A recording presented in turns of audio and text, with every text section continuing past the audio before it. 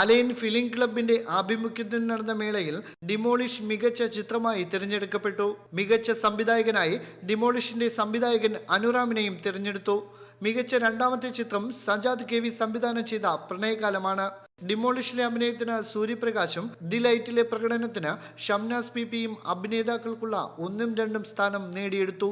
പ്രണയകാലത്തിലെ നായിക മെറിൻ ഫിലിപ്പ് മികച്ച നടിയായും അദൃശ്യത്തിലെ അഭിനയത്തിന് ദേവി അനിൽ മികച്ച രണ്ടാമത്തെ നടിയുമായും തിരഞ്ഞെടുക്കപ്പെട്ടു.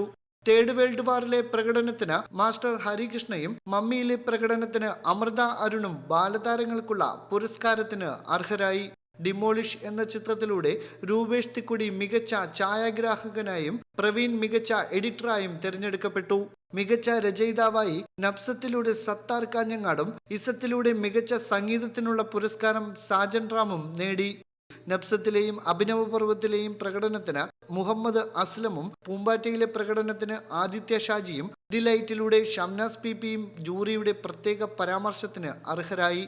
നൂറുകണക്കിന് സിനിമാ പ്രേമികളാണ് മത്സരം കാണുവാൻ എത്തിയത്.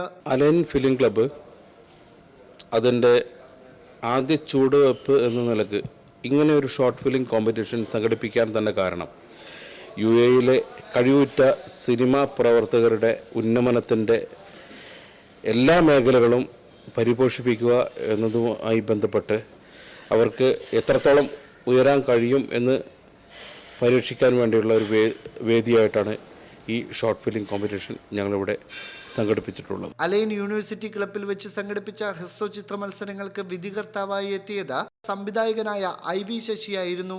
Align film club executive Noushad Valanchery സ്വാഗതം പറഞ്ഞ രക്ഷാധികാരി മധു അധ്യക്ഷത വഹിച്ച ചടങ്ങിൽ ചലച്ചിത്ര പ്രവർത്തകനായ KK Moideen Koya, Al Ain ISC general secretary Jimmy, Dubai film club director Rex George, NTV business manager Althaf എന്നിവർ സംസാരിച്ചു. ചടങ്ങിനോടനുബന്ധിച്ച് IV ശശി അലൈൻ ഫിലിം ക്ലബിന്റെ ഉദ്ഘാടനവും നിർവഹിച്ചു. Sameer Kallara, NTV align.